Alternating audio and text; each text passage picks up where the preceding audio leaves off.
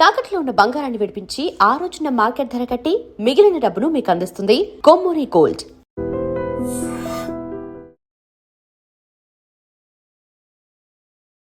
నమస్తే, welcome to I dream. నేను వలి. ప్రస్తుతం నాతో పాటు స్టూడియోలో ఉన్నారు సీనియర్ ఫిల్మ్ క్రిటిక్ భరద్వాజ్ గారు. మాట్లాడదాం సార్. నమస్కారం. నమస్తే. భరద్వాజ్ గారు, అసలు ఏ హీరోకి రానటువంటి విజయం తమిళనాడులో విజయ్కి వచ్చింది? అంటే గత కొన్ని ఏళ్లలో ఒకసారి పరిశీలిస్తే కమల్ హాసన్ పార్టీ పెట్టారు, తర్వాత అంతకుముందు విజయకాంత్ పార్టీ పెట్టారు, ఇక్కడ చిరంజీవి పెట్టారు, పవన్ కళ్యాణ్ గారు పెట్టారు. అంటే ఫస్ట్ టైం పార్టీ పెట్టిన 2 ఏళ్లలోనే ఇంత అద్భుత విజయం విజయ్కి ఎట్లా దక్కింది? ఏం చెప్తారు? అంటే మనకి గతంలో పార్టీ పెట్టి గెలిచి ముఖ్యమంత్రులైనటువంటి నాయకులు ఉన్నారు కదా, నట నాయకులు. ఎంజి రామచంద్రన్ 72లో బయటకు వచ్చాడు. ఆయన డిఎంకే నుంచి 72లో వచ్చి 77 ఎన్నికల్లో గెలిచాడు ఆయన. అంటే దాదాపు 4 సంవత్సరాలు కష్టం ఉంది ఆయనది. అయితే మొదటి ఎన్నికలోనే గెలిచాడు ఆయన.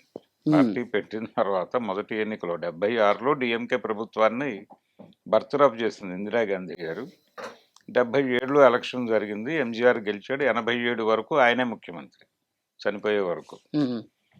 ఆ తర్వాత తమిళ రాజకీయాల్లో పార్టీ పెట్టాలి అని ప్రయత్నం చేసిన ఏ నట నాయకుడికి కూడా ఆ అవకాశం దక్కలేదు. దక్కకపోవడానికి కారణం ఏమిటి? వాళ్ళకి స్టార్డమ్ లేక అని అనుకోలేము. స్టార్డమ్ ఉన్నప్పటికీ సాధ్యం కాదు. అంటే కాన్ఫిడెన్స్ ఉండాలి, ఆల్టర్నేటివ్ లైన్ చెప్పగలగాలి, ప్రజలకి ఆల్టర్నేటివ్గా అనిపించాలి. అలా అనిపించటంలో సక్సెస్ అవడం వల్లనే ఎన్టీ రామారావు పార్టీ పెట్టిన 9 నెలల్లో వెళ్ళి సీఎం సీట్లో కూర్చోగలిగాడు. అంటే ఆయన డే 1 శత్రువు ఎవరు అనేది చెప్పేశాడు ప్రపంచానికి. చెప్పి ఫలానా వాళ్ళతో నా యుద్ధం అన్నాడు. ఈ యుద్ధంలో మీరు నాతో ఉంటారో లేదో తేల్చుకోండి. మీరు సఫరర్స్ అయి ఉంటే నేను మీ తరఫున యుద్ధం చేయడానికి వచ్చేసా. ఇప్పుడు నిర్ణయం మీ చేతుల్లో పెడుతున్నా అన్నాడు. అలాంటి డైలాగులు, ఆ మాటలు చిరంజీవి దగ్గర నుంచి జనం ఎక్స్పెక్ట్ చేశారు, కానీ రాలేదు. ఆయన సున్నిత మనసు కూడా ఇంకొకట అనేది పక్కన పెట్టేస్తే, యుద్ధంలో దిగిన తర్వాత నువ్వు సైనికుడిగానే ఉండాలి. ఆయన రోడ్డు మీదకి వచ్చిన రోజున, ఎన్టీఆర్ రోడ్డు మీదకి వచ్చిన రోజున, ఆయనకి ఆ రోజున సలహాదారులుగా ఉన్నటువంటి నాదెండ్ల భాస్కర్రావు గారు, ఇలాంటి వాళ్ళు, నల్లపరెడ్డి శ్రీనివాసులు రెడ్డి గారు, వీళ్ళు ఒక రూట్ మ్యాప్ ఇచ్చారు. స్టేట్ మొత్తంలో ఇన్ని సెంటర్లో మనం బహిరంగ సభలు పెడితే పని అయిపోతుంది అని. దాన్ని ఆ కాగితం తీసి పక్కన పడేసి, ఇవన్నీ కాదు, మనం చైతన్య రథం వేసుకుని రోడ్డు మీదకి వెళ్తున్నాం, వెళ్ళి మొత్తం రాష్ట్రం అంతా తిరిగేయటమే పని, ఇలా సభలు పెట్టడం అనే ప్రోగ్రాం పెట్టకండి అని చెప్పి వెంటనే ఆయన జెమినీ స్టూడియో నుంచి కొనుక్కొచ్చినటువంటి ఒక వ్యాన్ ఉంటే దాన్ని రిపేర్ చేసి రోడ్డు ఎక్కాడు. అంతే, అయిపోయింది. ఒక ఆల్టర్నేటివ్గా జనంలోకి ఎమర్జ్ అవ్వటం అనేది నాయకుడికి ఉండాల్సిన లక్షణం. విజయ్ ఏం చెప్పాడు? రాజకీయాల్లోకి రాగానే మొదట చెప్పినటువంటి మాట, నేను స్టేట్లో అధికారంలో ఉన్న డిఎంకేకి, కేంద్రంలో అధికారంలో ఉన్న బీజేపీకి సమాన దూరంలో వ్యవహరించదలుచుకుంటున్నాను అని చెప్పాను. ఆ స్టాండ్ మీద ఉన్నాడు. చివరి వరకు మాట మార్చలేదు. ఎన్ని పుకార్లు వచ్చినప్పటికీ అతను బీజేపీ చేతిలో కత్తి అని మొదట ఒక మాట వచ్చింది బయటికి. దాని మీద తమిళ పత్రికల్లో వార్తలు వచ్చినాయి, తెలుగు మీడియాలో వార్తలు వచ్చినాయి. అంటే వాళ్ళు డిఎంకే, అంటే ఆపరేషన్ డిఎంకే అనే పనిలో బీజేపీ ఉంది. డిఎంకేని దెబ్బ కొట్టడానికి, వాళ్ళకున్నటువంటి ద్రవిడ ఓట్ బ్యాంక్ని దెబ్బ కొట్టడానికి విజయ్ని రంగంలోకి దింపారు అనే ప్రచారం జరిగింది. ఇదే టైంలో బీజేపీకి చెందిన మీడియా ఇంకొక కథని ప్రచారంలోకి తీసుకొచ్చింది, జాతీయ మీడియా. అదేంటంటే, ప్రభుత్వ వ్యతిరేక ఓటు బ్యాంకుని చేల్చడం ద్వారా డిఎంకేని తిరిగి అధికారంలోకి తీసుకురావడానికి స్టాలిన్ చేతిలో కత్తి విజయ్, అటు వాళ్ళు ఇటు వీళ్ళు అని వీళ్ళు ప్రచారం చేశారు. ఓకే. ఈ 2 ప్రచారాలని సైలెంట్గా గమనించాడు తప్ప అతను ఎక్కడా ఒక మాట మాట్లాడలేదు. అలా చూస్తూ ఉన్నాడు. తన పద్ధతిలో తాను వెడుతున్నాడు. స్కూళ్ళకి వెళ్ళాడు, కాలేజీలకు వెళ్ళాడు. ఇది వర్కౌట్ అయింది. స్కూళ్ళు కాలేజీలకు వెళ్ళి ఆ పిల్లలతో ఇంటరాక్ట్ అవ్వడం మొదలుపెట్టాడు. అంటే న్యూజన్ ఓట్లు జంజీలు. పట్టుకున్నాడు, జంజీ ఓట్లు పట్టుకున్నాడు. ఆ పట్టుకోవడానికి ప్రాతిపదిక ఏమిటి అనేది అక్కడి నుంచి మాట్లాడటం మొదలుపెట్టాడు. 25 నుంచి నడుస్తోంది ఈ కార్యక్రమం. ఉమ్, 25లో ఆయన చాలా స్కూళ్ళు సందర్శించాడు. అలాగే లాస్ట్ టైం జరిగినటువంటి ఎలక్షన్లో తను సైకిల్ వేసుకుని వెళ్ళి ఓటేసి వచ్చాడు. ఉమ్. అంటే డిఎంకేకి సపోర్ట్ చేస్తున్నానని చెప్పినట్టుగా. చెప్పాడు ఉమ్. చెప్పాడు ఈ విన్యాసాలన్నీ నడిచినాయి. ఆయన నరేంద్ర మోడీతో ఫోటో దిగాడు కదా, ఇవన్నీ ప్రదర్శిస్తున్నారు. కానీ తనకంటూ పార్టీ పెట్టిన తర్వాత ఒక స్టాండ్ ప్రకటించిన తర్వాత ఆ స్టాండ్ నుంచి డీవియేట్ కాల. మధ్యలో అతని మీద వ్యక్తిగతమైన దాడులు జరిగినాయి. అంటే బీజేపీ నుంచే జరిగింది అది కూడా. ఉమ్, భారతీయ జనతా పార్టీ ఈయన బహిరంగ సభలో గందరగోళం అయ్యి అక్కడ స్టాంపేడ్ జరిగి జనాలు అవును, చచ్చిపోయినటువంటి కరూరులో 41 సందర్భంలో- మంది చనిపోయారు. చనిపోయిన సందర్భంలో సిబిఐ ఎంక్వైరీ అని ఒక హడావిడి క్రియేట్ చేశారు. నిజానికి ఆయన అక్కడ నిలబడి ఉండాల్సింది ఆ రోజు. మెడ్రాస్ రాకుండా అక్కడే ఉండి గనక చేసుంటే దాని ప్రభావం బాగా ఉండేది. కానీ ఆయన వచ్చేసి మాట్లాడటం మీద పొలిటికల్ క్రిటిసిజం బలంగా జరిగింది. ఉమ్. ఆయన అక్కడ ఉంటే ఇంకా ఎక్కువ ఇబ్బంది అయ్యేది. అంటే ఆ సీన్ అయిపోయిన తర్వాత తను అక్కడే ఉండి ఓకే. ఆర్గనైజ్ చేసుంటే బాగుండేది అనేది ఒక అభిప్రాయం వచ్చింది ఆ టైంలో. ఉమ్, అయితే నష్టం జరిగింది కానీ దాన్ని ఏదో పద్ధతిలో తను అక్కడ కూడా అతను ఎక్కువ రియాక్ట్ కాల. వచ్చినటువంటి విమర్శలు దేనికి కూడా ఓపెన్గా సమాధానాలు చెప్పడం, వాళ్ళని ఖండించడం, ఇలాంటి కార్యక్రమాలు ఎప్పుడూ పెట్టుకోలేదు అతను. ఉమ్, అలాగే అంటే విజయ్ రోడ్డు మీదకి ఎందుకు రాడు, జనంలోకి ఎందుకు రాడు, అతనికి ఒక ప్రాబ్లం ఉంది, త్రిష వదిలితే కదా అతను రావాల్సింది అన్నాడు నాగేంద్రన్. అన్నప్పుడు కూడా అతను రియాక్ట్ కాల. త్రిష రియాక్ట్ అయింది. ఏం మాట్లాడుతున్నారు మీరు అంది. కానీ తను మాట్లాడలే. అలాగే తన వైఫ్కు సంబంధించి డివోర్స్కు సంబంధించి మీడియాలో విపరీతంగా వార్తలు సర్క్యులేట్ అయిన రోజున కూడా అతను రియాక్ట్ కాల. ఉమ్, ఒకటే మాట చెప్పాడు. ఆ మాట ఏంటంటే, నా కుటుంబంలో గొడవలు ఉన్నాయి, అందరి కుటుంబాల్లో ఉన్నట్టుగానే ఆ గొడవలు నేను సార్ట్అవుట్ చేసుకోగలను, మీరు చేసుకోగలరు. మీ ఇళ్లలో గొడవలు మీరు సార్ట్అవుట్ చేసుకోండి, మా ఇంట్లో గొడవలు నేను సార్ట్అవుట్ చేసుకుంటాను. మనందరం కలిసి చేయాల్సిన పని ఒకటి ఉంది, ఉమ్, దాని గురించి ఆలోచిద్దాం, ఈ చెత్త అంతా పక్కన పెట్టి అన్నాడు. ఉమ్. అంత గౌరవప్రదమైన ప్రకటన ఎవడైనా చేయగలడా ఆ కండిషన్లో ఉన్నవాడు? అది బాగా పనిచేసింది జనాల్లో. ఇవన్నీ వర్కౌట్ అయ్యి అతనిలో ఒక ఆల్టర్నేటివ్ చూశారు జనాలు. అంటే తమిళ రాజకీయాల్లో ఒకటి ఉంది, ఒక 5 ఏళ్ళు ఒకళ్ళని ఉంచితే ఇంకొక 5 ఏళ్ళు ఇంకోళ్ళని ఉంచుతారు అనేది ఒకటి ఉంది.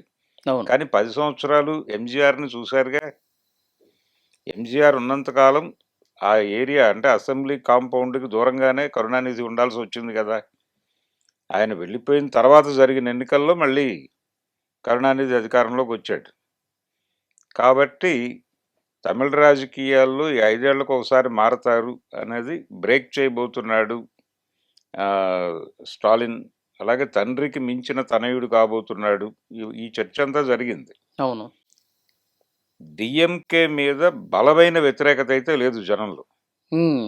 వ్యతిరేకత ఉంది, అయితే ఓడించేంత వ్యతిరేకత లేదు. ఓడించేంత వ్యతిరేకత లేదు.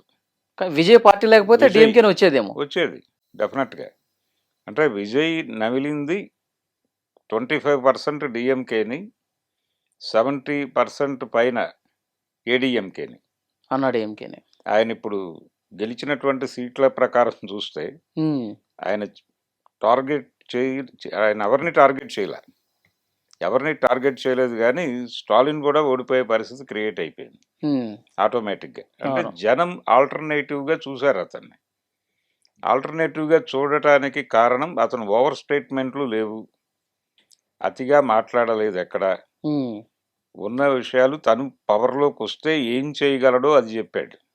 ఓకే. ఏం చెయ్యాలనుకుంటున్నారో, ఎందుకు రాజకీయాల్లోకి రావాల్సి వచ్చిందో చెప్పాడు.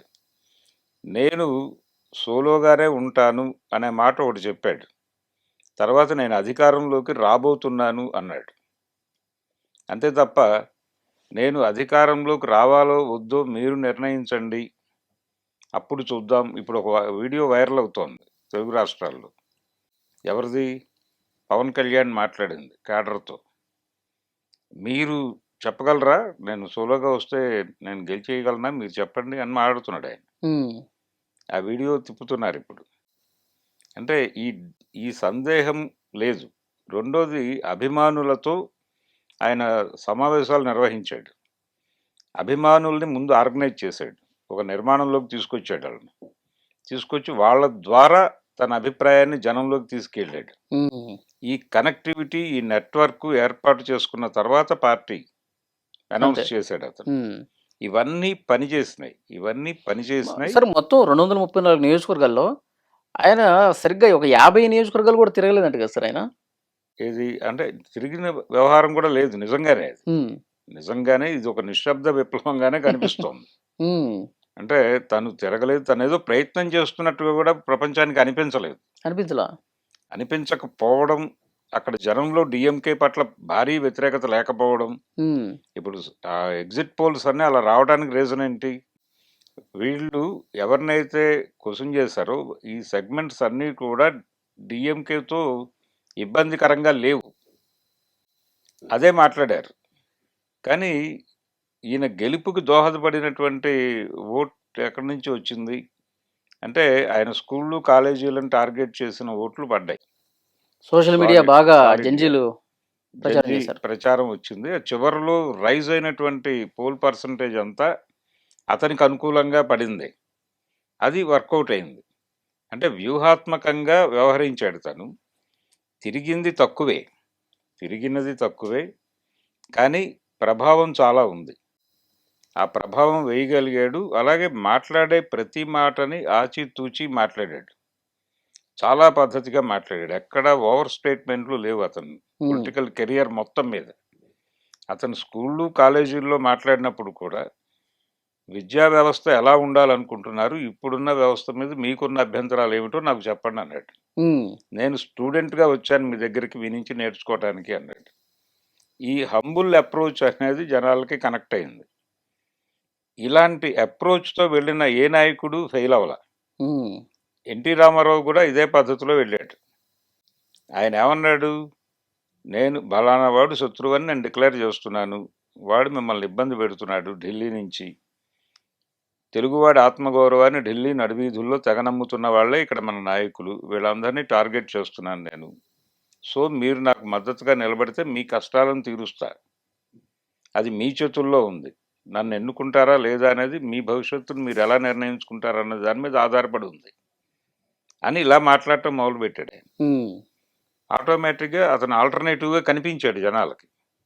ఆ ఆల్టర్నేటివ్ అనే అభిప్రాయం జనాల్లో నాటటమే నాయకుడు చేయాల్సిన పని.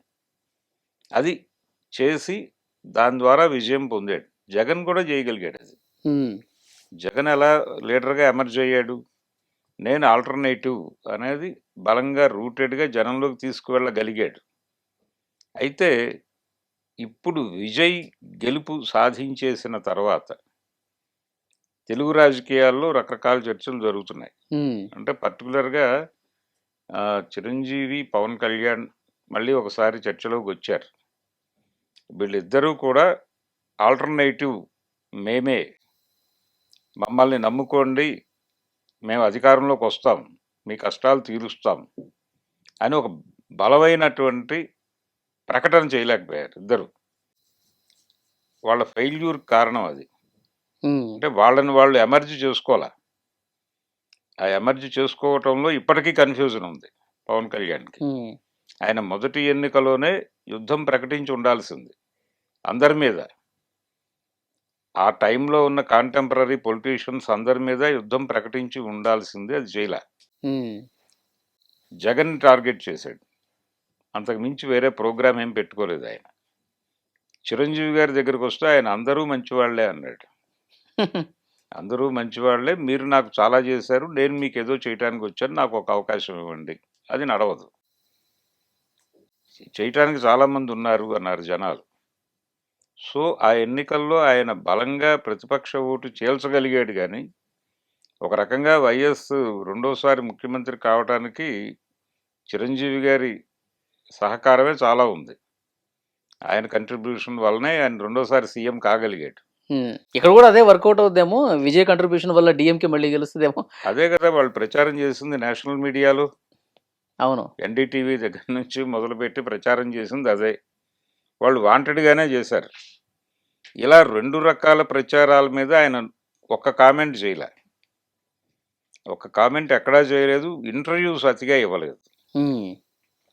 ఇంటర్వ్యూస్ ఇవ్వలేదు. ఎక్కడా కూడా నేను ఓపెన్‌గానే బహిరంగ సభల్లో చెప్తున్నాను కదా! నేను పెట్టుకుంటున్న సభల్లో నా విధాన ప్రకటన నేను చేస్తున్నాను. విడిగా మీతో ఏం మాట్లాడాలి నేను? ప్రాక్టికల్‌గా ఇబ్బందులొచ్చినప్పుడు మనం మాట్లాడుకుందాం అని చెప్పాడు మీడియాతో. ఓకే. తప్ప ఎక్కడ 1-1 ఇంటర్వ్యూస్‌కి ఇలాంటి వాటికి కూడా వెళ్ళలేదు తను. హ్మ్. అలా స్టేబుల్‌గా నిలబడటము, హంబుల్‌గా ఉండటం ఇవన్నీ కలిసొచ్చినాయి. ఓకే. సార్ సెకండ్ లేడీ ప్రభావం అని చెప్పి ఒక చర్చ విపరీతంగా జరుగుతుంది. గతంలో జయలలిత, ఇప్పుడు త్రిష. త్రిష అంటే జయలలితకి ఒక ట్రావెల్ ఉందండి. పొలిటికల్ ట్రావెల్ ఉంది. హ్మ్. అంటే ఈజీగా అనేస్తున్నారు గానీ, ఆవిడ ఎంజీఆర్‌తో సినిమాల్లో హీరోయిన్‌గా నటించుండొచ్చు. ఆయన 72లో బయటకొచ్చినప్పుడు కూడా ఆవిడ అండగా ఉన్నారు. ఆ తర్వాత ఆయన పార్టీ పెట్టినప్పుడు, పార్టీ అధికారంలోకొచ్చేటప్పుడు ఆవిడ పార్టీ ప్రచార కార్యదర్శిగా పనిచేశారు. ఆ పదవిలో ఉందావిడ. ఆ తర్వాత జయలలితతో ఆయనకి డిఫరెన్సెస్ వచ్చినాయి ఎంజీఆర్‌కి. హ్మ్. వచ్చిన సందర్భంగా ఆయన సున్నితంగా రాజ్యసభకు పంపించాడు ఆవిడని. ఢిల్లీ పంపించేసి లత గారిని పట్టుకొచ్చి ఆ పదవి ఇచ్చాడు. పార్టీ ప్రచార కార్యదర్శి అనే పదవి లతకిచ్చి ఆవిడతో నడిపించాడు కొంతకాలం. ఆయన చనిపోయినప్పుడు కూడా జయలలిత చాలా సఫర్ అయింది. ఆవిడ ఆయన పార్థివ దేహాన్ని తీసుకెళ్తున్నటువంటి వ్యాన్ మీద నుంచి ఆవిడని కిందకి తోసేశారు. లిటరల్లీ కింద పడింది ఆవిడ. హ్మ్. కింద పడినప్పటికీ ఆవిడ బాధపడలేదు. యుద్ధం చేస్తూనే ఉంది. అలాగే జానకి రామచంద్రన్‌ని ఆల్టర్‌నేటివ్‌గా తీసుకొచ్చారు. తీసుకొచ్చి ఆవిడని సీఎంని చేశారు. సీఎంని చేసిన తర్వాత ఆవిడంతట ఆవిడే స్వయంగా నేను ఈ పాలిటిక్స్ నా వల్ల కాదు. కాబట్టి నేను జయలలితకి అప్పజెప్పేస్తున్నాను అని ఆవిడ వెళ్ళిపోయింది. వెళ్ళిపోయిన తర్వాత ఈవిడ అనివార్యంగా ఎమర్జ్ అయింది. అయిన తర్వాత కూడా డీఎంకే గెలిచినప్పుడు కరుణానిధి గారి నాయకత్వంలో సభలో జరిగిన అన్ని అవమానాలు భరించింది ఆవిడ. చీరలాగటంతో సహా. ఆవిడ యుద్ధం ఆవిడ చేసి ఆ పొజిషన్‌లోకి వచ్చింది. ఎంజీఆర్‌తో ట్రావెల్ అవ్వటం వలన మాత్రమే ఆవిడ పదవిలోకి రాలేదు. హ్మ్. ఆవిడ సమర్థత ఆవిడ ప్రూవ్ చేసుకుంది. అవును. కాబట్టి త్రిషకి ఇంకా ఆ టైం రావాలి. రెండోది ఈవిడ రీసెంట్ టైమ్స్‌లో అమిత్ షా గారిని కలిసొచ్చారు. హ్మ్. ఆవిడ మీద బీజేపీ ఆరోపణలు చేసిన ఈ నేపథ్యం ఉన్న టైంలోనే ఆవిడ వెళ్ళి అమిత్ షాతో మాట్లాడొచ్చారు. ఎందుకు కలిశారు ఏమిటి అనే దాని మీద బహిరంగ ప్రకటనలు ఇరువైపుల నుంచి లేవు కానీ హ్మ్. ఆవిడ వెళ్ళి రావటం మీద బయటైతే రకరకాల చర్చలు జరిగినాయి. హ్మ్. అంటే విజయ్‌ని భారతీయ జనతా పార్టీకి దగ్గరగా కలపటంలో ఒక వారధిలా పనికొస్తదని పిలిచారంటారా? ఇలాంటి అభిప్రాయాలు కూడా బయట దొరికినాయి కానీ వాళ్ళ వైపు నుంచి ఏ మాట బయటకు రాలేదు. వాళ్ళు అలా ఉన్నారు నిలకడగా. అయితే మొన్న ఒక పిలుపు వచ్చింది ఈయనకి. ఏదో ఎగ్జిట్ పోల్స్ వచ్చిన తర్వాత బీజేపీ అధినాయకత్వం నుంచి ఒక ఫోన్ కాల్ వచ్చింది. వచ్చి మాట్లాడితే మనం ఏదో ఒకటి మాట్లాడదామని. అంటే వాళ్ళ ఉద్దేశం ఏంటి, ఇతనికి ఒక 50 వస్తే ఏడీఎంకేని, టీవీకేని కలిపి ఒక కూటమిని ఎస్టాబ్లిష్ చేసి విజయ్‌ని ముఖ్యమంత్రిని చేసి తమ కంట్రోల్‌లో పెట్టుకోవాలి అనేది ప్రోగ్రామ్. ఈ ప్రోగ్రామ్‌లో భాగంగానే త్రిషను వాళ్ళు ఇన్వైట్ చేసి మాట్లాడి ఉండొచ్చు. ఈ అభిప్రాయంతోనే విజయ్‌ని కలవమని కూడా సందేశం పంపించారు. కానీ ఈయన ఎన్నికల ఫలితాలు వచ్చిన తర్వాత మాట్లాడుకోవడం బెటర్ అవుతుందేమో అని సున్నితంగా తిరస్కరించాడు. ఈ తిరస్కరించటంలో కూడా విజయ్ వ్యూహం వర్కౌట్ అయింది. అవును. ఇప్పుడు సింగిల్ లార్జెస్ట్ పార్టీగా ఎమర్జ్ అయ్యాడు తను. అంతే. ఇప్పుడు ఒక 10 మందిని కూపప్ చేయడం అనేది పెద్ద కష్టమైన వ్యవహారం ఏమీ కాదు. కాదు. అది ఆర్గనైజ్ చేసి నేను పార్టీ పెట్టిన మొదటి రోజు ఏం మాట్లాడానో అదే స్టాండ్ మీద ఉన్నాను. నేను కేంద్రంలో ఉన్నటువంటి బీజేపీకి కూడా సమాన దూరంలోనే ఉంటాను హ్మ్. అనే స్టాండ్‌లో ఏ మార్పు లేదు అని గనక అంటే, అప్పుడు బీజేపీ ఆపరేషన్ తమిళనాడు అనే మిషన్ ఫెయిల్ అయినట్టుగానే భావించాలి. హ్మ్. అంటే డీఎంకేని కొట్టేసి తన చెప్పు చేతల్లో ఉండే ప్రభుత్వాన్ని అక్కడ ప్లాంట్ చేయాలి అనేది వాళ్ళ ఒరిజినల్ వ్యూహం.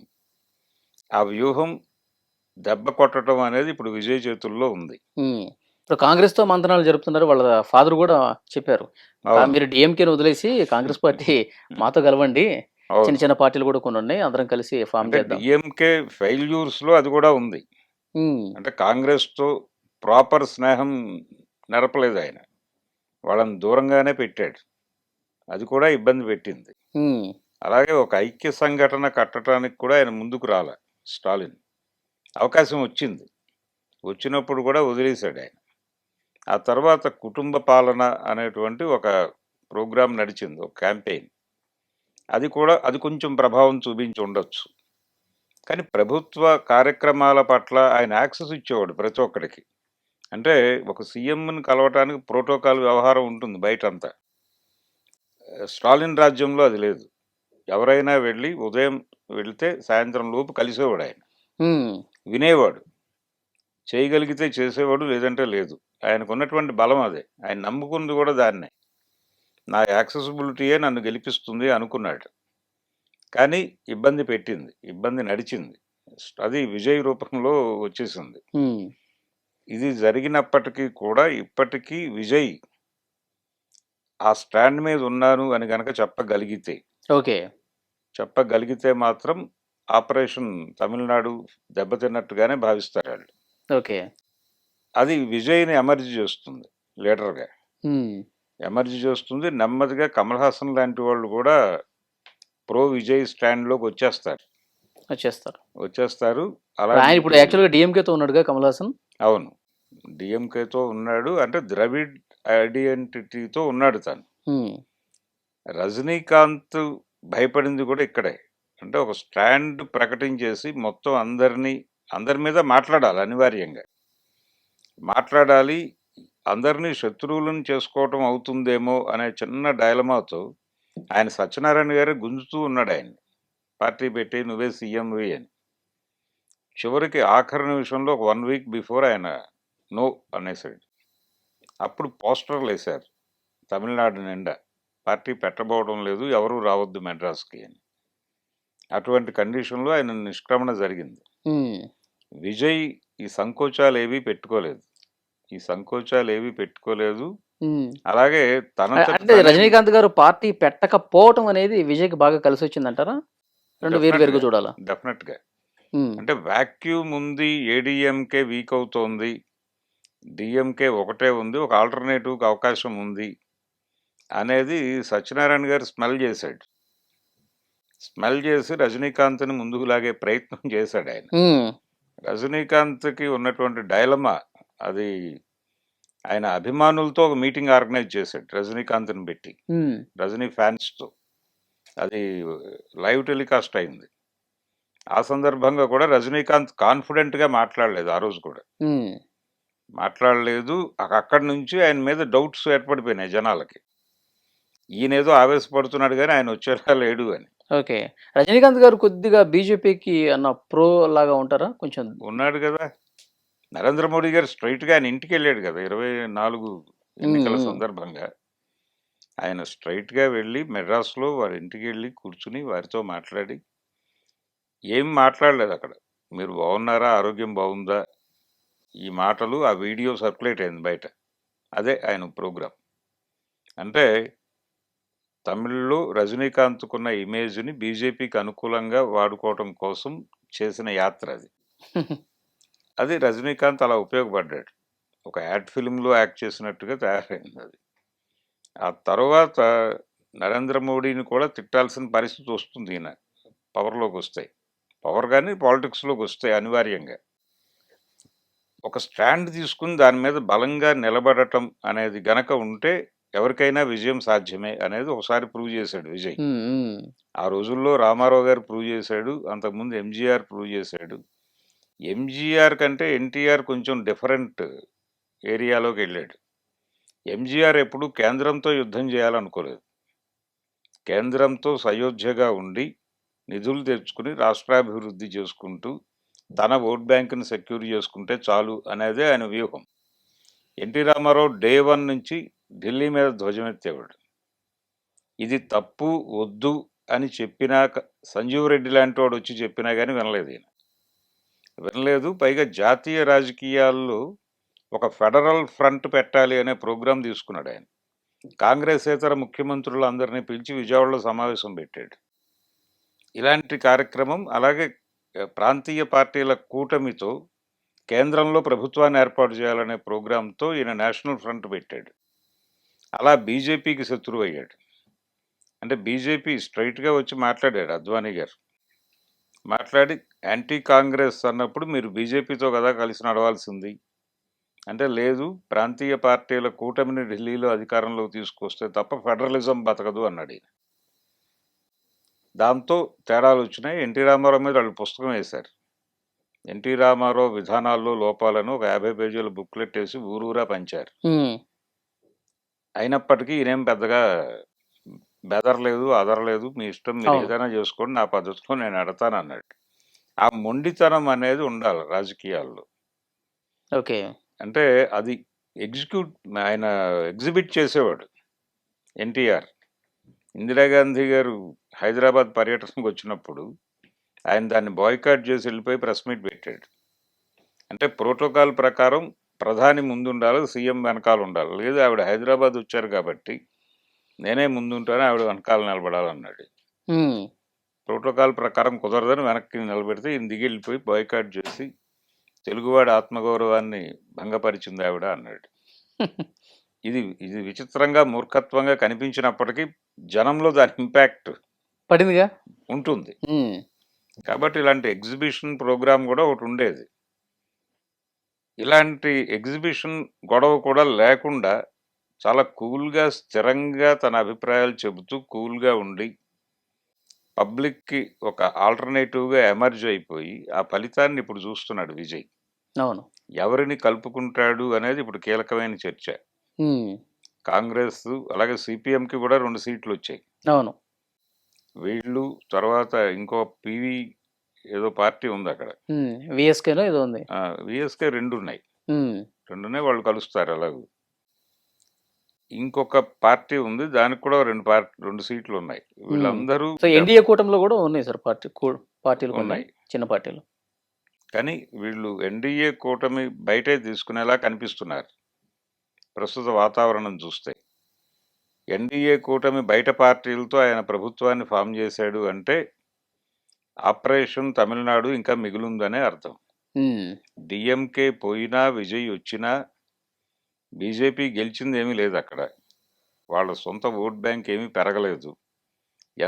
ఎన్ని ప్రయత్నాలు చేసినప్పటికీ వాళ్ళకు వచ్చిన స్థానం ఒకటే, అంతకు మించి లేదు సినిమా అనేది అర్థమైపోయింది. సో వాళ్ళని అక్కడికే పరిమితం చేయాలని విజయ్ అనుకుంటే మాత్రం బీజేపీ గాయపడినట్టే. ఆపరేషన్ కేరళ, ఆపరేషన్ తమిళనాడు ఈ 2 కీలకంగా తీసుకున్నారు. వాళ్ళకి దక్షిణాదిలో కొరుకుడు పడని రాష్ట్రాలు ఈ 2. మిగిలిన 3 వాళ్ళ కంట్రోల్లో ఉన్నాయి. ఏపీ టోటల్గా వాళ్ళ కాంపౌండ్లో ఉంది. 3 పార్టీలు వాళ్ళ దగ్గరే ఉన్నాయి. అవును. కర్ణాటకలో కాంగ్రెస్ ప్రభుత్వం ఉన్నప్పటికీ ఆ ప్రభుత్వాన్ని కంట్రోల్ చేయగలిగిన పరిస్థితిలో వాళ్ళు ఉన్నారు. తెలంగాణలో కాంగ్రెస్ ప్రభుత్వమే అయినప్పటికీ దాన్ని కంట్రోల్ చేయగలిగే పరిస్థితిలో వాళ్ళు ఉన్నారు. వాళ్ళకి వ్యతిరేక నిర్ణయాలు ఎప్పుడూ తీసుకోరు. రాహుల్ గాంధీ గారి అభిప్రాయాల ప్రకారం ఇక్కడ పాలన నడవదు. రాహుల్ గాంధీ గారి మాటలకి తెలంగాణ, కర్ణాటకల్లో పాలనకి చాలా తేడాలు కనిపిస్తాయి ఓపెన్గానే. కాబట్టి వీళ్ళు కాషాయం ఆశీర్వాదంతోనే ప్రభుత్వాలను నడుపుతున్నారు అనేది జనాలకు కూడా అర్థమైపోయింది. కనుక ఇప్పుడు తమిళనాడు డిఎంకే వ్యతిరేకంగా బలంగా నిలబడ్డారు వాళ్ళు ఎన్డీఏకి. అలాగే కేరళలో లెఫ్ట్ ఫ్రంట్ నిలబడింది.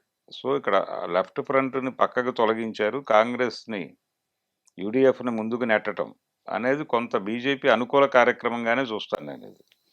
అంటే రేపు పొద్దున ఇందులో నుంచి కొన్ని ఎలిమెంట్స్ని వాళ్ళు కంట్రోల్లోకి తీసుకుని, అంటే ఇక్కడ బీజేపీ వ్యూహం ఏంటంటే వాళ్ళు హిందుత్వ అనేటువంటి ఒక ఆపరేటివ్ సిస్టమ్ ఉంది వాళ్ళ దగ్గర. ఈ ఆపరేటివ్ సిస్టమ్ పట్టుకొని వాళ్ళు ఏ పార్టీలో ఉన్న బుర్రలనైనా కంట్రోల్లోకి తీసుకోగలరు. అంటే హిందూ మతం ప్రమాదంలో ఉంది అనే మాట చెప్పడం ద్వారా కనెక్ట్ అయ్యే బ్రెయిన్స్ చాలా ఉంటాయి. అది నక్సలైట్లలో ఉండొచ్చు, కమ్యూనిస్ట్ పార్టీల్లో ఉండొచ్చు, ఎక్కడైనా కాంగ్రెస్ పార్టీలో ఉండొచ్చు. ఆ బ్రెయిన్స్ని కంట్రోల్లోకి తీసుకుని వాళ్ళ నుంచి ఆ పార్టీల్లో ఆపరేషన్ మొదలుపెట్టి వాటిని చంపేస్తున్నారు. ఇది వాళ్ళ కార్యక్రమం. పట్ల అప్రమత్తంగా ఉండాలని ఆలోచించిన వాడు డిఎంకే స్టాలిన్. సో డిఎంకే స్టాలిన్ని దెబ్బ కొట్టడాలి అని వీళ్ళు రంగంలోకి దిగటం వెనకాల ప్రోగ్రామ్ ఇది. ఇప్పుడు విజయ్ కూడా అలాగే ఆలోచిస్తే పరిస్థితి తేడా అయిపోతుంది అక్కడ. వాళ్ళ కాన్ఫిడెన్స్ ఏంటంటే కేరళలో మనం ముందు లెఫ్ట్ ఫ్రంట్ని పక్కకు తోసేసి యూడిఎఫ్ కనుక వస్తే మనం వీళ్ళ బ్రెయిన్స్ ఆపరేట్ చేయటం కొంచెం ఈజీనే. వాళ్ళు బూత్ స్థాయిలో కూడా జనాలను కొనేస్తున్నారు. బూత్ స్థాయిలో లోకల్ ఏరియాల్లో ఓట్లని బూత్కు పట్టుకొచ్చేటువంటి వాళ్ళని కొనుగోలు చేసేస్తున్నారు స్ట్రైట్ అవే వేరే పార్టీల వాళ్ళని.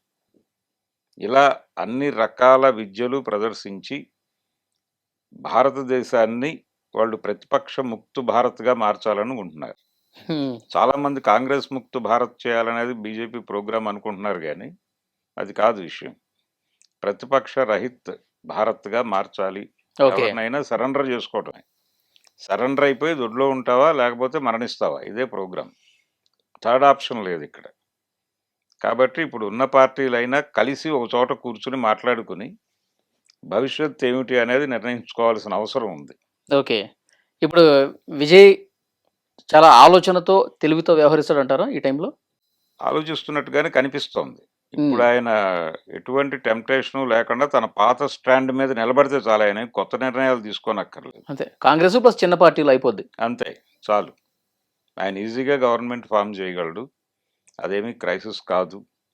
ఆల్రెడీ డిఎంకే నుంచి ఏడిఎంకే నుంచి ఎలాగో ఆయారాములు ఉంటారు కాబట్టి వాళ్ళతో కూపప్ చేసి లాగించేయచ్చు, పెద్ద ఇబ్బంది ఏం లేదు. ఇంతకంటే దారుణమైన మైనారిటీ ప్రభుత్వాన్ని 5 ఏళ్ళు నడిపిన నరసింహారావు గారి చరిత్ర ఒకసారి చూసుకుంటే అయిపోతుంది. కాబట్టి విజయ్కి వచ్చిన ప్రాబ్లం ఏం లేదు, అతనికి కంఫర్టబుల్ గానే ఉన్నాడు. ఆ విషయం అతనికి ఉన్నాడు. ప్రజలు అతని మీద ఎలాంటి నమ్మకాన్ని పెట్టుకున్నారు, ఇతని పాలన ఎట్లా ఉంటుంది అది చూడాలి. అది చూడాలి. అతను ఎలా నిలబడతాడు, తను చెప్పిన మాట నిలబెట్టుకోగలిగితే నిలబడిపోతాడు, లేకపోతే కష్టం. ఒక కాన్ఫిడెన్స్ అయితే కలిగించగలిగాడు జనంలో. ఈ జనరేషన్ హీరోలు ఎవరు చేయలేనటువంటి పని తను చేయగలిగాడు. ప్రధానంగా అతనికి ఒక ఆర్గనైజ్డ్ ఫ్యాన్ ఇది ఉంది, బేస్ ఉంది, ఆర్గనైజ్డ్.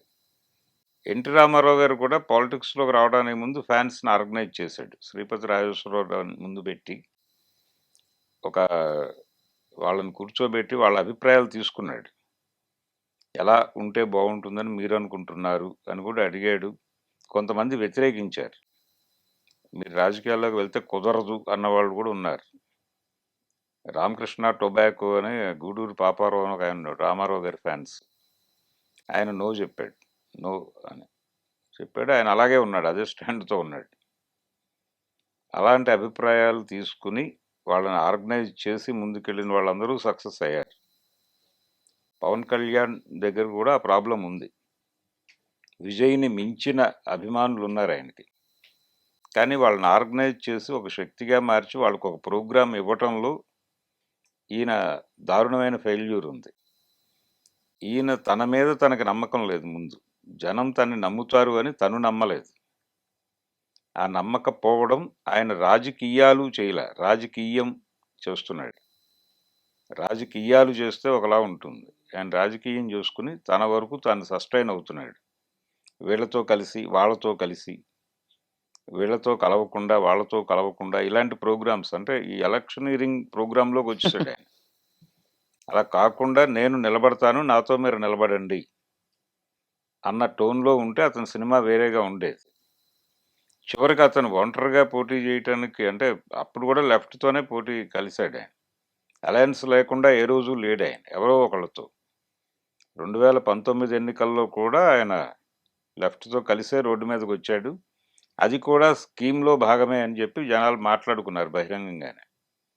అంటే ప్రభుత్వ వ్యతిరేక ఓటుని ఎఫెక్టివ్గా వైఎస్ఆర్సీపీకి వెళ్లకుండా అడ్డుకోవటం కోసం, అంటే 2009లో చిరంజీవి గారు ఏ పాత్ర నిర్వహించాడో ఆ పాత్ర నిర్వహించడం కోసమే బయటకు వచ్చాడు ఈయన అనే అభిప్రాయం కూడా జనాల్లోకి బాగానే ప్లాంట్ అయింది.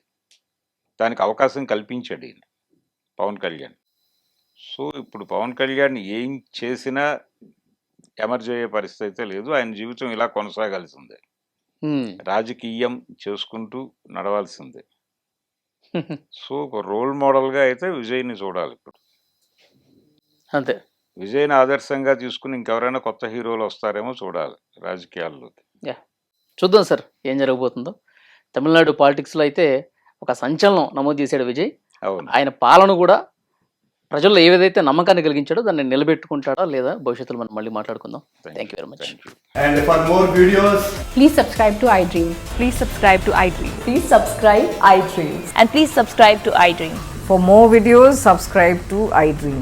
please like, share, and subscribe to the channel. Congratulations, iDream. Subscribe to iDream. Subscribe to iDream.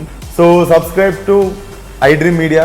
iDream team andarki huge congratulations. Please subscribe iDream Media. Please subscribe to iDream. Subscribe iDream. Please subscribe to iDream. iDream అంటే నా కళల ఛానల్ను subscribe చేసుకున్న నోరు తిరుగుతలేదు, మీరైతే గంట గుర్తు కొట్టండి. For more such videos, please subscribe to iDream. Subscribe to iDream. Please subscribe to iDream. Please subscribe iDream Media. Please do subscribe to iDream. Please subscribe to iDream Media. For best entertainment and information, please subscribe iDream. And don't forget to subscribe to iDream.